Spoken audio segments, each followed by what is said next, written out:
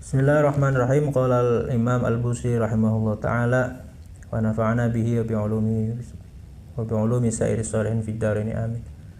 Al-faslu tsani utai fasal kang kapindo fit tahdhiri iku ing dalem meden-medeni min hawa nafsi saking hawa nafsu, saking kepengenane nafsu. Setelah menjelaskan fasal pertama tentang rasa rindu, rasa cinta beliau kepada Nabi Muhammad, kemudian Imam Al-Busiri ini akan menjelaskan tentang pasal yang kedua, ini akan menjelaskan tentang hawa nafsu. Kita ini harus mengekang, harus menjaga, harus melatih yang namanya hawa nafsu. Fa inna ammarati mangka satemene nafsu kang akeh merintahe ingsun bisu iklan perkara kang Allah matta'adot iku ora nampa pitutur apa ammarati min jahliha sebab bodone ammarati ora ngalap pitutur binadhir syaibi klan peringatan uban wal harami lan tua dan pikun.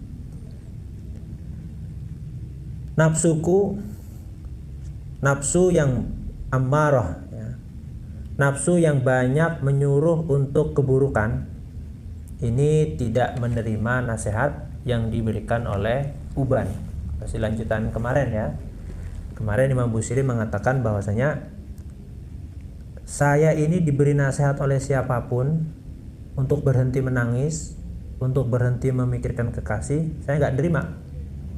Apalagi dikasih nasihat sama orang lain, nasihat yang paling jujur pun, nasihat yang paling ikhlas pun saya nggak menerimanya. Nasihat yang paling jujur, nasihat yang paling benar itu adalah nasihat uban. Kenapa dinasehatin oleh uban, diberi nasihat oleh rambut putih, kok tidak menerima? Oh, karena saya ini masih punya nafsu. Nafsu yang suka memerintah kepada keburukan. Makanya tidak jarang ada orang yang sudah tua, sudah punya uban, rambut putihnya sudah banyak, tapi kelakuannya masih tidak benar. Nah, itu karena dia masih menuruti nafsu. Nafsu yang disebut sebagai nafsu ammarah. Apa artinya nafsu ammarah itu? Nafsu yang banyak menyuruh, sering menyuruh pada keburukan.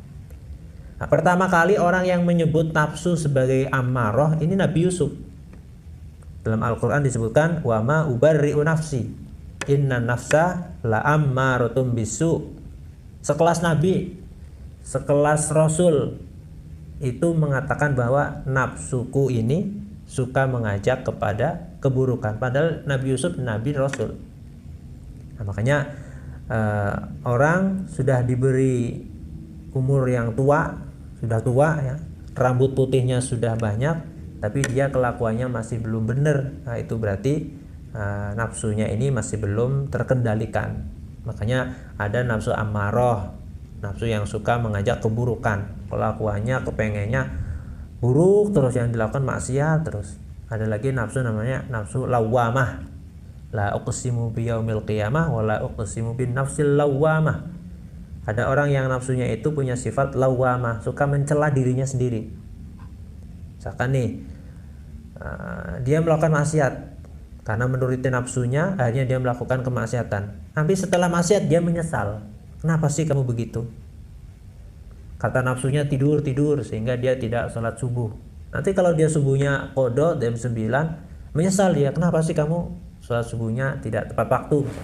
Nah, itu namanya nafsu lawamah. Nah, masih suka melakukan kemaksiatan, masih suka malas-malasan melakukan ibadah, tapi hatinya suka mencela dirinya sendiri.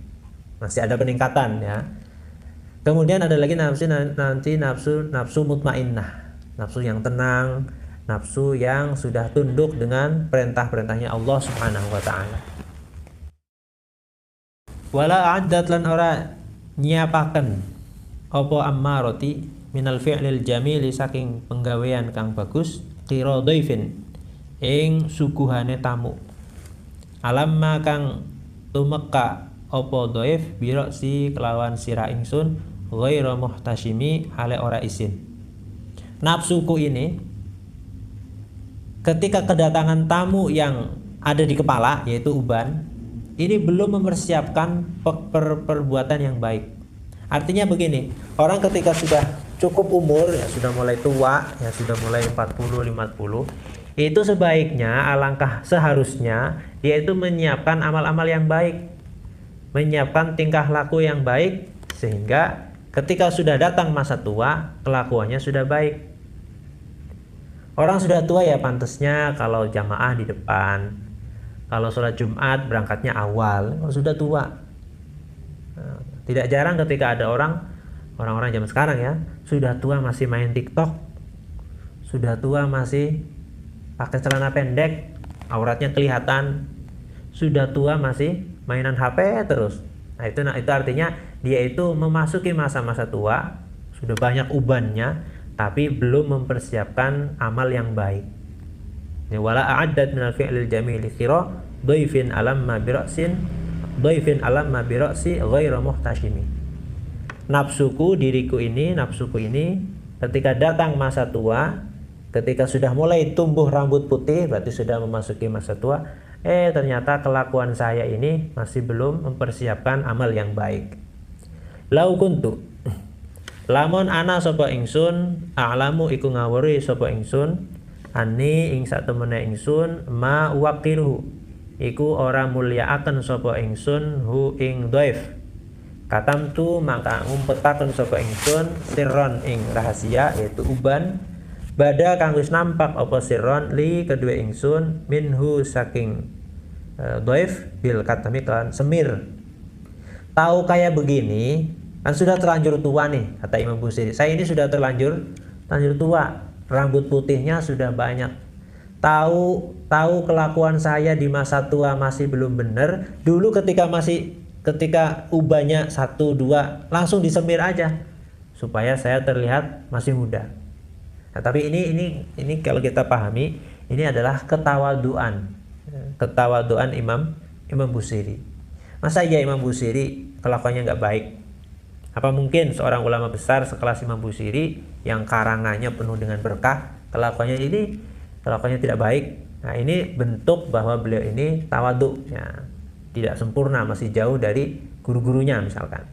Jadi saya ini sudah tua, sudah banyak uban yang tumbuh, tapi saya belum mempersiapkan amal yang baik untuk bekal di masa tua.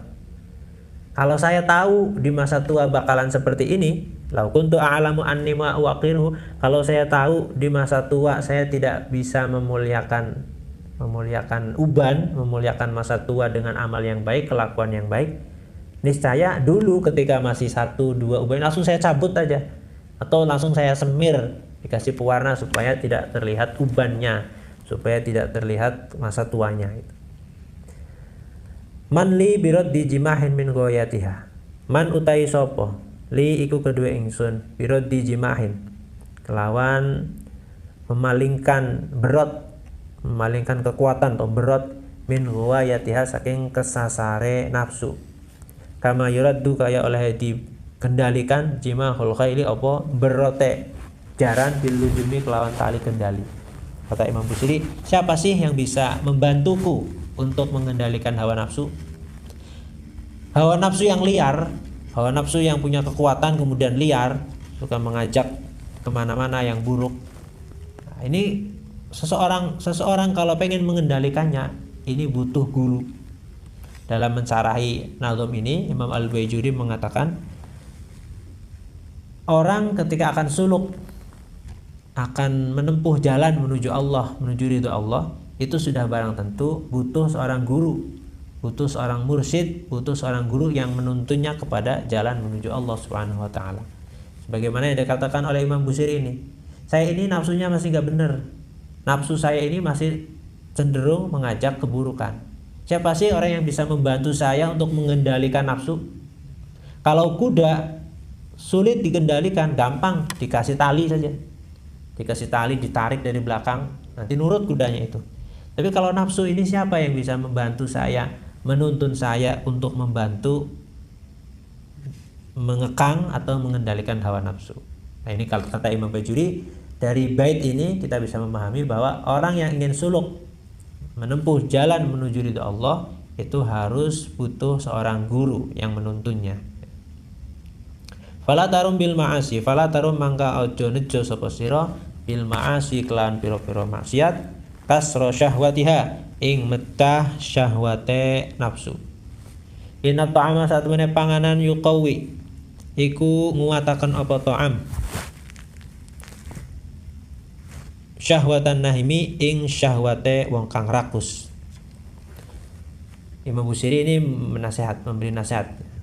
Fala tarum bil ma'asi kasra syahwatiha. Kalau kamu pengen, jangan berharap kamu bisa mengendalikan nafsu dengan kemaksiatan. Jadi kalau kita pengen mengendalikan hawa nafsu, jangan turuti kemaksiatan yang diajak, yang disukai oleh hawa nafsu. Karena memang kita kalau pengen mengendalikan hawa nafsu, caranya bukan dituruti, bukan diumbar, tapi harus dikekang. Ya, contoh gampang gini lah. Nafsu kita ketika bangun subuh, nafsu kita bilang tidur. Itu jangan dituruti. Kalau dituruti tidur, nanti sholat subuhnya kesiangan, bangun. Orang yang makan misalkan, ayo nambah lagi makannya, nambah, kata nafsunya tuh makan nambah terus, akhirnya kekenyangan, nyantai rebahan, tidur, akhirnya nggak sholat taraweh misalkan seperti itu. Jadi hawa nafsu itu harus jangan diumbar, jangan apa-apa yang diinginkan oleh hawa nafsu kita turuti, tapi harus kita kekang, harus kita kendalikan. Inna ta'ama yuqawi syahwatan nahimi. Yang namanya makanan ini akan menguatkan syahwatnya orang yang rakus. Orang yang rakus itu kalau serba keinginannya, syahwatnya dituruti, nanti dia akan tambah rakus.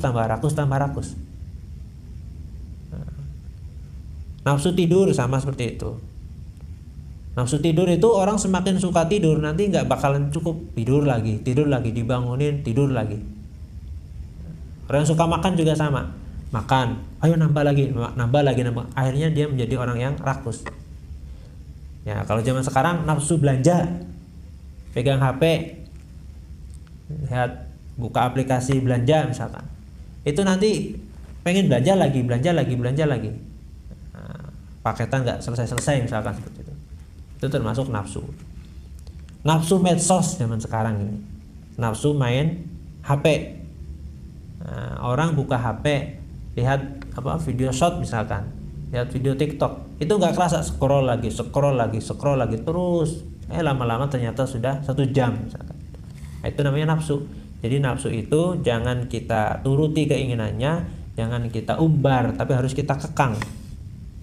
Kan gitu kan, coba kita sering mengalami, pegang HP bentar, mau lihat video short YouTube atau lihat TikTok sebentar, ngomongnya masih sebentar, tapi lama-lama scroll lagi, nggak kerasa sudah 1 jam, nggak kerasa sholatnya sudah telat. Jadi yang namanya nafsu itu tidak boleh kita umbar, tidak boleh kita apa-apa yang diinginkan nafsu kita turuti, tapi harus kita kekang, harus kita kendalikan. Karena kata Imam Busiri dalam bait setelahnya, wa nafsu katifli, wa nafsu katifli iku kaya bocah cilik.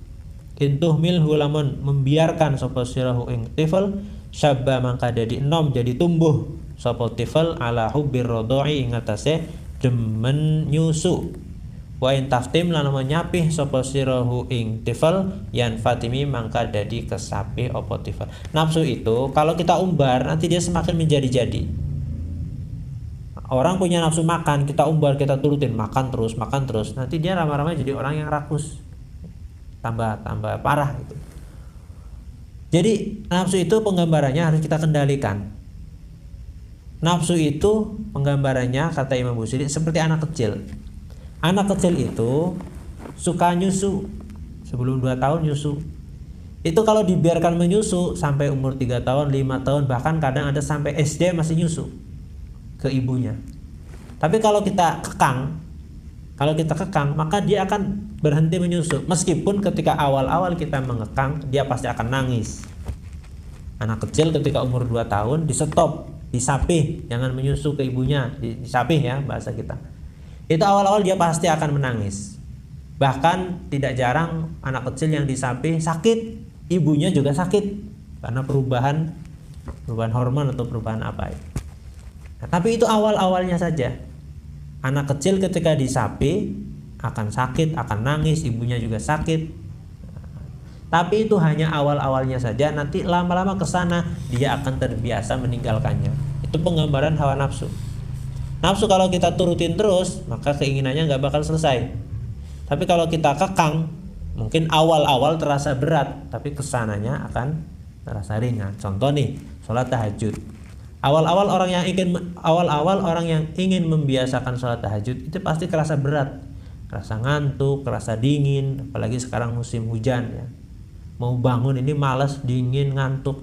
Tapi awal-awal kita paksa. Saya ingin menjalankan sunnah Nabi, bangun sholat tahajud meskipun 2 rakaat, habis itu berdoa, beristighfar, habis itu tidur lagi, nanti subuh bangun lagi. Atau ya udah habis tahajud jangan tidur sampai sholat subuh misalkan seperti itu. Itu awal-awal ketika kita pengen menjalankan itu pasti akan terasa berat. Tapi seminggu, 2 minggu, sebulan, 2 bulan nanti lama-lama akan terbiasa. Itu namanya mengendalikan hawa nafsu. Jadi hawa nafsu itu seperti anak kecil yang masih menyusu. Kalau kita biarkan nanti sampai gede, sampai umur 5 tahun, 7 tahun masih nyusu saja, menyusu terus. Tapi kalau kita paksa ketika usia 2 tahun kita paksa berhenti menyusu, kita sapi, awal-awal akan terasa berat. Awal-awal akan nangis, tapi seterusnya akan mudah, akan enak. Fasrif maka menggo akan sapa sira hawa ing kepengenan nafsu, wa hadir lan wedya sapa sira antual yahu ing yento memberi kekuasaan sapa sira ing hawa nafsu. Innal hawa sak temene hawa nafsu ma tawalla ing dalam selagine nguasani apa hawa nafsu yusmi iku ngerusak apa hawa nafsu au yasimi atau nyacat apa hawa nafsu. Maka palingkanlah keinginan-keinginan hawa nafsu, kekanglah hawa nafsu, jangan sampai engkau memberinya kekuasaan. Jadi jangan sampai hawa nafsu itu menguasai diri kita. Kenapa? Karena hawa nafsu ketika sudah menguasai seseorang maka akan membuatnya rusak, akan membuatnya terjerumus dalam kerusakan, atau dia akan menjadi orang yang cacat, menjadi orang yang cacat gitu. Makanya ketika Nabi Muhammad SAW pulang dari perang Uhud atau perang Badar itu ya, Nabi Muhammad pulang dari peperangan, kemudian beliau berkata, kita pulang dari perang yang kecil. Sahabat bingung, perang segini besarnya, perang segini susahnya masih dianggap perang yang kecil. Emang perang yang besar seperti apa? Kata Nabi, perang yang besar itu adalah perang melawan hawa nafsu. Wara'iha lan jogo sapa sira ing hawa nafsu. Wahya hale utai hawa nafsu fil a'mali ing dalam pira-pira amal saimatun iku wong kang angon. Wa in hiya lan lamun hawa nafsu istahlat milang-milang manis sapa apa hawa nafsu al mar'a ing panggonan angon fala tusimi mangka aja netepno sapa sira ing hawa nafsu.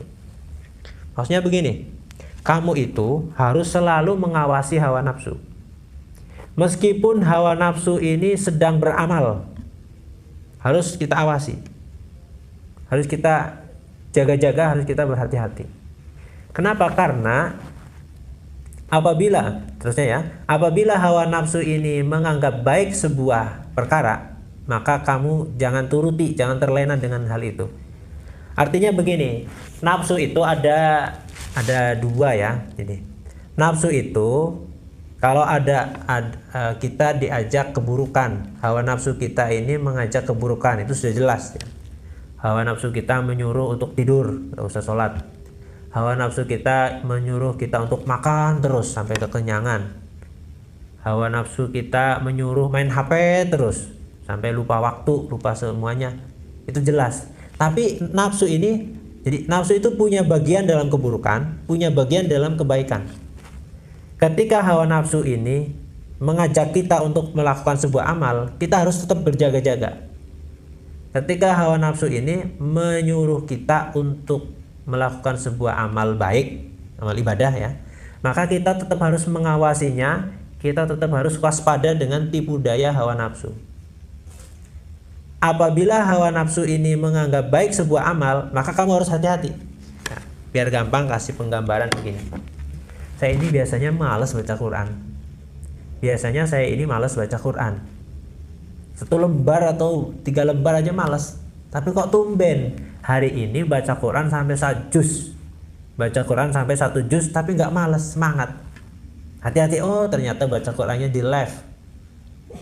Ternyata baca Qur'annya live, direkam, didengar oleh semua orang. Itu hati-hati. Ketika kita melakukan amal, kok tiba-tiba nafsu kita ini semangat, nah, itu hati-hati, jangan-jangan di balik itu ada tujuan tertentu. Contoh nih, biasanya kalau sholat berjamaah di belakang, atau biasanya nggak pernah jamaah tuh. Biasanya nggak pernah jamaah. Kalaupun jamaah paling-paling di belakang. Kok tumben hari ini nafsu kita mendorong untuk berjamaah di barisan depan, di sop depan. Kenapa? Oh ternyata ada mertuanya. Oh ternyata ada calon besannya, misal calon mertuanya. Jadi ketika hawa nafsu kita ini kok tiba-tiba mengajak amal, kita harus waspada, kita harus berhati-hati. Jangan-jangan di balik itu ada rasa ria, ada rasa sombong, ada rasa-rasa yang memang itu bagian daripada hawa nafsu. Ngaji, biasanya orang diajak ngaji itu malas. Ayo berangkat ngaji, enggak, malas. Kok tiba-tiba suatu hari diajak ngaji semangat. Nah, hati-hati. Oh jangan-jangan, oh ternyata dia itu berangkat ngaji karena mau sekalian ketemu pacarnya misalkan, atau mau sekalian apalah, itu yang merupakan bagian daripada keinginan hawa nafsu. Jadi ketika nafsu kita ini mengajak, atau kita ini tetap harus waspada dengan nafsu kita, meskipun saat itu kita dalam posisi sedang melakukan amal ibadah. Karena terkadang di balik amal yang kita lakukan itu ada bagian-bagian nafsu yang terselip di dalamnya. Kalau nafsu ngajak tidur, ngajak main HP terus, nafsunya ini ngajak makan terus, itu sudah jelas buruk. Tapi yang tidak kelihatan itu adalah ketika nafsu kita ini menyelipkan keburukan, menyelipkan keinginan-keinginannya dalam amal-amal yang kita lakukan. Ayo kamu itu hebat, sholat terus di depan terus, sholat tarawih nggak pernah ketinggalan. Nanti timbul rasa sombong, timbul rasa ujub, timbul rasa ria dan yang lain-lainnya. Jadi kita ini harus waspada ketika hawa nafsu kita ketika kita melakukan amal baik, harus waspada. Jangan-jangan di dalamnya itu ada bagian-bagian hawa nafsu yang terselip di dalamnya. Nah, penggambarannya digambarkan oleh Imam Busiri dalam bait setelahnya. Kam hasanat ladzatan lil mar'i qatilatan. Kam hasanat pirang-pirang milang-milang bagus apa nafsu. Ladzatan ing perkara kang lezat lil mar'i kedue wong awak-awakan, qatilatan kang mateni. Min haitsu lam yadri, saking sekirane ora ngawruhi sapa al mar'i annasuma ing satemene racun fiddasami iku ing dalam lemak. Fiddasami iku ing dalam lemak. Banyak sekali, seringkali hawa nafsu ini menganggap sesuatu ini baik, menganggap sesuatu ini adalah sesuatu yang enak, padahal sesuatu itu bisa membunuh seseorang. Dia tidak tahu ada racun di balik minyak. Nah, kita kali ini hebatnya Imam Busiri ya, membuat perumpamaan yang benar-benar nyata. Kita ini kalau air dicampur minyak, nanti terpisah kan, airnya di bawah, minyaknya di atas. Satu gelas ada air ada minyak, kita aduk, nanti yang naik minyaknya, airnya di bawah. Ketika satu gelas yang nampak di atas itu adalah minyak, kita tidak tahu ternyata di bawah minyak itu ada cairan racun, ada airnya dicampuri sama racun. Sama kayak gitu, nafsu ini kelihatannya menyuruh kita untuk kebaikan, menyuruh kita jamaahnya di depan, menyuruh kita baca Quran, menyuruh kita berangkat ke majelis misalkan. Tapi sebenarnya ada tujuan-tujuan tertentu yang terselip yang merupakan bagian dari keinginan hawa nafsu. Ayo kamu baca Quran sana di masjid pakai speaker, nanti suara kamu dibagus-bagusin, nanti biar orang-orang tahu kalau kamu suaranya bagus. Nah, kamu jamaahnya di depan. Kalau kamu jamaahnya di depan, nanti kamu ini menjadi orang yang paling hebat. Nanti kamu timbullah rasa sombong, rasa ujub, rasa merendahkan orang lain. Jadi kita harus waspada dengan nafsu kita, meskipun kita sedang wahya fil a'mal, meskipun kita sedang melakukan amal, meskipun kita sedang melakukan amal taat, kita harus waspada, jangan sampai terselip keinginan-keinginan hawa nafsu, misal ria, ujub, sombong, merendahkan orang lain dan selainnya di dalam amal kita. Wakhsha, lan wedya sapa sira addasa isa ing pira-pira rekodaya minjuin saking lapar wa min sibain lan saking kenyang paruba mahmasotin mangka pirang-pirang utawi rasa lapar syarun iku luwih ala minat tukhami saking rasa wareg. Masyaallah, ini nafsu ya. Kamu harus tak waspada, kamu harus hati-hati dengan rekadaya setan, tipu daya setan. Setan itu nafsu ya, maaf. Kamu harus waspada dengan tipu daya atau rekadaya hawa nafsu. Hawa nafsu itu bisa masuk dari rasa lapar, bisa masuk dari rasa kenyang. Bahkan terkadang rekadaya yang masuk dari rasa lapar ini lebih jelek daripada rekadaya yang masuk dari rasa kenyang. Jadi ada tipuan kenyang, ada tipuan lapar. Ini semuanya hawa nafsu ini. Hawa nafsu kita ini ketika kita dalam keadaan kenyang, makan nih satu piring. Kata nafsu, nambah, enak itu sambelnya, nambah lagi. Sambelnya sudah, nambah itu, kamu belum makan satenya, kamu belum makan ikannya, nambah terus, akhirnya kekenyangan. Itu tipuan kenyang apa? Orang kalau sudah kekenyangan tidur. Mau sholat taraweh, males. Mau baca Quran, males tuh, penuh dengan makanan. Jadi hawa nafsu itu kadang bisa menipu kita melalui jalur rasa lapar. Rasa apa? Rasa kenyang, rasa lapar dan rasa kenyang. Tipuan kenyang ya tadi ya. Orang kalau kekenyangan malas ibadah. Orang kalau kekenyangan ya tidur. Makanya kulu washrobu wala tusrifu. Kamu silakan makan, kamu silakan minum, tapi jangan berlebihan, jangan sampai kekenyangan. Nah, tapi kadang juga hawa nafsu ini masuk, tipu dayanya ini masuk dari rasa lapar. Ada nafsu, ada seorang santri dibisiki oleh nafsunya, kamu puasa terus padahal dia punya kewajiban ngaji, punya kewajiban belajar, punya kewajiban sekolah, tapi puasa terus, akhirnya badannya lemes akhirnya nggak ngaji. Bahkan kadang kalau ada orang lapar terus akhirnya karena lapar nggak punya iman akhirnya mencuri, jadi maling misalkan. Jadi setan itu terkadang memasukkan rekadayanya, tipuannya dari rasa lapar dan juga dari rasa kenyang. Orang kekenyangan bisa tidur, malas ibadah, malas baca Quran, pikiran juga belajar gak fokus misalkan. Orang lapar juga kadang dia nekat mencuri, orang lapar gak fokus pengajian, santri kebanyakan puasa, akhirnya lapar tidur terus, akhirnya akhirnya nggak ngaji, badannya lemes atau yang lainnya. Jadi kita ini harus berhati-hati dengan tipu daya nafsu. Kadang dia masuk dari tipu daya rasa kenyang, kadang juga dia memasukkan tipu dayanya dari rasa lapar.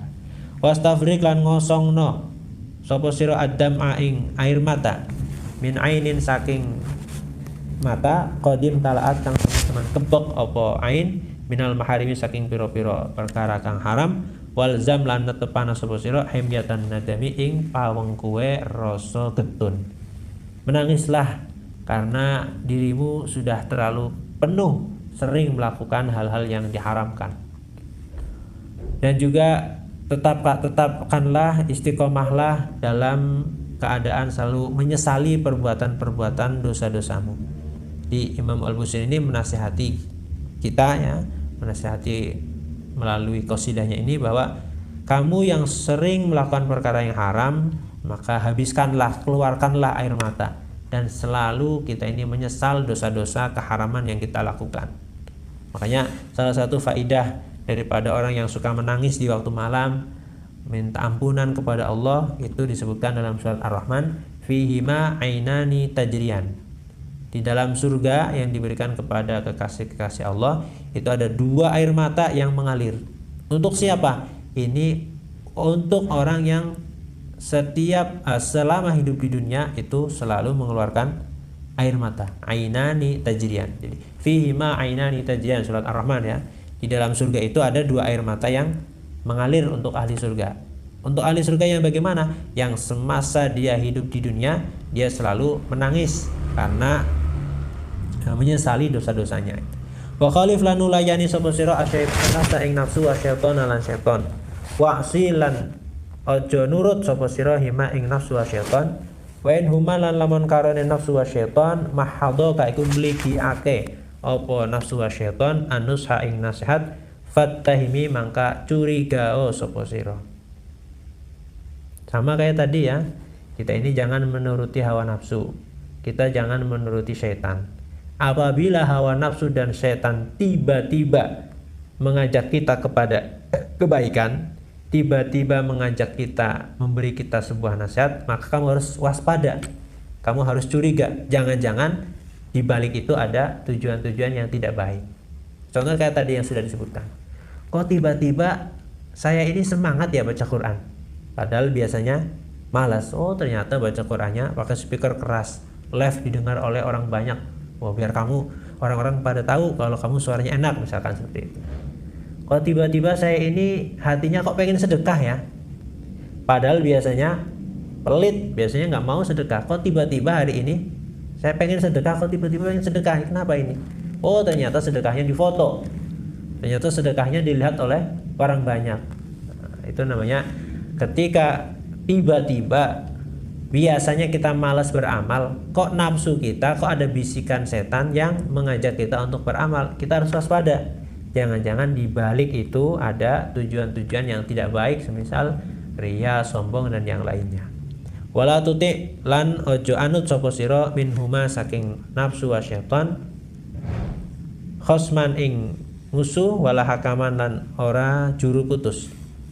Fa anta mangko utawi sira ta'rifu iku ngawuri sapa sira kaidal khosmi ing reka dayane musuh wal hakami lan juru putus. Kamu jangan mengikuti nafsu dan setan, baik dia sebagai musuh ataupun dia sebagai hakim. Karena masing-masing dari musuh dan hakim ini keduanya punya reka daya. Maksudnya begini, ini harus kita kasih contoh ya. Dalam diri kita itu ada akal, ada hati nurani yang mengajak kebaikan. Tapi juga ada bisikan nafsu, ada bisikan setan. Ketika nafsu dan akal ini bertentangan, kemudian datang setan sebagai penengah-tengah, kamu jangan ikuti nafsu dan setan, ikutilah akal. Contoh begini, ada orang pilek, flu, kan nggak boleh minum es, nggak boleh minum es. Kemudian kata hati nuraninya, kata akalnya, kamu tidak boleh minum es karena kamu dalam keadaan pilek. Tapi kata nafsunya, udah nggak apa-apa, minum es nggak apa-apa. Kata akal jangan minum es, kata nafsunya pengen minum apa? Minum es. Datang setan sebagai penengah-tengah. Ya udah, saya jadi penengah-tengah nih. Boleh minum es tapi sedikit saja. Maka dalam keadaan seperti ini, ada bisikan seperti itu, kita jangan mengikuti nafsu, jangan mengikuti setan. Ikuti hati nurani kita, ikuti akal kita. Itu namanya wala tuti' minhuma khosman wala hakaman. Jadi terkadang ada ya, kita mungkin sering mengalami bisikan-bisikan dalam hati kita seperti itu. Contoh gini, contoh subuh, kata akal kita, kata hati nurani kita, bangun sholat. Tapi kata setan, jangan bangun, jangan sholat, enak tidur. Mana nih? Bertentangan kan antara hati nurani akal kita pengen bangun sholat, kata nafsu atau kata nafsu ya, kata nafsunya jangan bangun, enak tidur. Bertentangan. Datang penengah, setan rupanya. Kata setan, dah saya jadi penengah. Kamu pengen apa? Bangun. Kamu pengen apa? Tidur, lanjut. Kata setan, ya udah, kamu bangun tapi nanti. Sekarang baru 4:30, nanti aja jam 5. Itu masih waktu subuh. Nah, kalau kita nurut nih, kalau kita nurut bisikan tersebut, maka subuhnya bisa kelewat. Bangun jam 7 malah bangun jam 9. Itu artinya ketika ada pertentangan, ada bisikan antara hati nurani atau akal kita yang mengajak kebaikan dengan nafsu atau setan, itu pasti bertentangan. Nah, kalau ada penengahnya, maka kita jangan ikut keduanya. Jangan ikut nafsu, jangan ikut setan. Saya kira bisa dipaham ya. Nah, contoh paling gampang tadi itu, orang pilek ya. Kata akal kita kan, pilek jangan minum es. Jangan minum es, nanti tambah nggak sembuh-sembuh. Kata nafsunya pengen. Setan datang menengah. Udah, minum nggak apa-apa, tapi sedikit saja, sekali-kali mah nggak apa-apa, kata setan seperti itu. Nah, itu kita jangan ikuti, jangan ikuti bisikan nafsu, jangan ikuti bisikan setan. Kata akal kita bangun, bangun, bangun, tahajud, tahajud, bangun. Kata nafsunya jangan bangun, enak tidur. Datang setan, udah kamu nanti bangunnya sebentar lagi lah, 5 menit lagi, tidur 5 menit lagi. Sekarang baru jam 3, nanti kamu bangunnya jam 4, sekarang tidur lagi aja. Itu kata setannya. Kalau kita nurutin nafsu jelas tidur, kalau kita ngikutin bisikan setan juga sama, ujung-ujungnya kita nggak bangun malam. Jadi mungkin kita sering ya mengalami bisikan-bisikan seperti itu. Kan orang yang punya kebiasaan minum minuman keras, ya sudah tobat misalkan, satu ketika kumat lagi, kambuh lagi, kata akalnya jangan diminum, nanti kamu terjerumus lagi dalam perbuatan dosa. Kata nafsunya minum, pengen nih, aku pengen nih. Datang setan menengah-tengah, ya udah kamu minum sedikit saja. Nah ini kalau dituruti bisa terjerumus seterusnya. Awal-awalnya minum cuman sedikit, nanti lama-lama kecanduan, kambuh lagi, kembali lagi kepada terjerumus pada perbuatan dosa. Jadi itu yang dimaksud wala tuti' minhuma khosman wala hakaman. Ketika akal kamu bertentangan dengan nafsu, hati nafsu ini namanya khosman, musuh. Datang setan sebagai hakaman, penengah-tengah, maka kamu jangan ikuti keduanya. Jangan ikuti nafsu, jangan ikuti setan. Ikutilah akal kamu, hati nurani kamu. Ketika akal bertentangan dengan setan, ini berarti setannya yang menjadi khosman. Datanglah hawa nafsu sebagai penengah, kamu jangan ikuti keduanya. Jangan ikuti nafsu, jangan ikuti setan. Ikutilah akal kamu, hawa nafsu, hati nurani kamu yang mengajak kebaikan. Saya kira bisa dipaham ya, itu penggambaran khosman wala hakaman. Astaghfiru nyuwun pangampura sapa ingsun Allah ing Gusti Allah min qaulin saking ucapan bila amalin kelawan tanpa pengamalan laqad nasabtu demi yakti teman-teman nisbatakan sapa ingsun bihi kelawan qaul naslan ing keturunan lidhi uqumi maring wong kang duweni mandul. Nah, tadi Imam Busiri kan memberi nasihat dari mulai falatarum bil ma'asi. Kamu jangan maksiat untuk mengendalikan hawa nafsu, kamu jangan maksiat, kamu jangan menuruti nafsu. Saya memberi nasihat, tapi saya nggak mengamalkannya. Makanya Imam Busiri berkata, saya memohon ampunan kepada Allah karena saya hanya bisa ngomong, saya hanya bisa memberi nasihat, tapi saya sendiri tidak bisa melakukannya. Nasihat itu adalah buah dari perilaku baik. Saya ini perilakunya belum baik, perilaku saya tidak baik, tapi saya memberi nasihat. Itu seperti hanya saya ini orang mandul tapi ngaku-ngaku punya anak. Orang mandul tapi ngaku-ngaku punya anak nggak bisa. Orang mandul nggak bisa punya anak. Jadi kata Imam Busiri, saya ini perilaku saya ini, kelakuan saya ini nggak sesuai dengan omongan saya, maka saya minta ampunan kepada Allah. Saya minta ampun kepada Allah karena saya hanya bisa mengucapkan, hanya bisa ngomong, tapi saya tidak bisa mengamalkan. Seolah-olah saya ini orang yang mandul tapi ngaku-ngaku punya anak. Amar tukal khair, tapi kata Imam Baijuri dalam caranya, memang betul idealnya kalau orang pengen memberi nasihat, dianya baik. Dia sholat, dia merintah sholat. Dia tidak mencuri, dia melarang mencuri. Dia rajin baca Quran, dia memerintahkan orang lain untuk baca Quran. Idealnya seperti itu. Tapi yang namanya memberi nasihat, menyuruh, mengajak kebaikan atau mencegah keburukan, ini satu yang berbeda. Artinya kita berperilaku baik itu adalah satu hal, kita memberi nasihat itu adalah hal yang lain. Artinya ketika orang, misalkan ada orang kelakuannya tidak baik, melihat anaknya yang tidak baik juga, maka kita pasti memberi nasihat. Nak, kamu jangan mencuri ya, jangan kayak bapak. Nak, kamu yang rajin sholat ya, jangan kayak bapak. Bapak ini gak pernah sholat misalkan. Jadi kata Imam Baijuri dalam syarahnya, ya memang idealnya seperti itu. Idealnya ketika orang pengen memberi nasihat, ya dia sendiri kelakuannya baik. Tapi ketika ada orang kelakuannya tidak baik, itu tetap dia itu punya kewajiban amar ma'ruf nahi mungkar, punya kewajiban memberi nasihat. Seorang maling pasti tidak pengen anaknya jadi maling kan, nasihatin, nak kamu jangan jadi maling ya, kayak bapak, padahal bapaknya maling. Kamu harus rajin sholat ya, jangan seperti bapak, padahal bapaknya nggak pernah sholat. Nah, tapi itu emang kewajiban. Ya, jadi kita punya kewajiban berperilaku baik. Di sisi yang lain kita juga punya kewajiban amar ma'ruf nahi mungkar. Ketika ada orang belum bisa melakukan ketika ada orang belum berperilaku baik, tapi dia memerintahkan kebaikan, maka dia sudah menjalankan kewajibannya untuk amar ma'ruf nahi mungkar. Tapi dia memerintahkan orang lain, tapi dia sendiri tidak memerintahkan, ya itu salah. Ya. Makanya dalam komentar Imam Bejuri seperti itu ya. Kita berperilaku baik adalah satu hal, kita memberi nasihat itu adalah satu hal yang lain. Nah, ini Imam Busiri tawaduknya beliau ya. Saya meminta ampun kepada Allah, saya mengucapkan suatu nasihat tapi saya sendiri belum bisa mengamalkannya.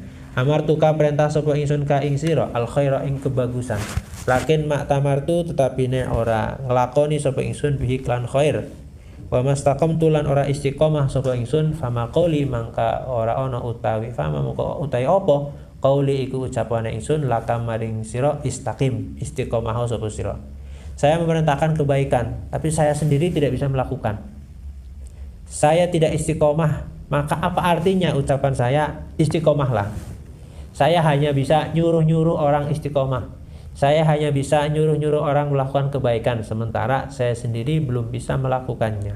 Makanya saya minta ampun kepada Allah Subhanahu wa taala. Wala tazawwatu lan ora gawe sangu sapa ingsun qoblal mauti ing dalam sadurunge kematian, nafilatan ing amal sunnah, walam usolli lan ora salat sapa ingsun siwa fardin saliyane salat fardu, walam asumi lan ora puasa sunnah sapa ingsun. Ini tawaduknya beliau ya. Tawaduknya Imam Busiri beliau berkata, saya tidak melakukan amal-amal sunnah. Sebelum saya meninggal ini saya tidak melakukan amal-amal sunnah. Salat yang saya lakukan hanya salat fardu. Puasa yang saya lakukan hanya puasa fardu. Tidak pernah salat sunnah, tidak pernah puasa fardu. Ini tawaduknya beliau. Gak mungkin lah sekelas Imam Busiri, ulama besar, gak pernah tahajud, gak pernah salat duha, gak pernah sholat id. Nah pastinya yang dimaksud beliau, saya ini sebelum meninggal di masa tua ini ya memang bener lah saya melakukan perkara-perkara yang sunnah tapi tidak sempurna. Mungkin yang dimaksud seperti itu. Bukan berarti Imam Busiri sama sekali tidak melakukan perkara sunnah, tidak. Nah, mungkin yang dikehendaki adalah amal saya entah itu yang fardu ataupun yang sunnah, entah itu puasa ataupun sholat, ini belum sempurna, jauh dari guru-guru saya, jauh dari pendahulu-pendahulu beliau. Ya, ini termasuk ungkapan ketawaduan Imam Al-Busiri. Wala tazawwatu qabla al-mauti nafilatan walam usolli siwa fardin walam asumi. Al-faslus salis fi madhin Nabi sallallahu alaihi wasallam. Wallahu a'lam bishawab.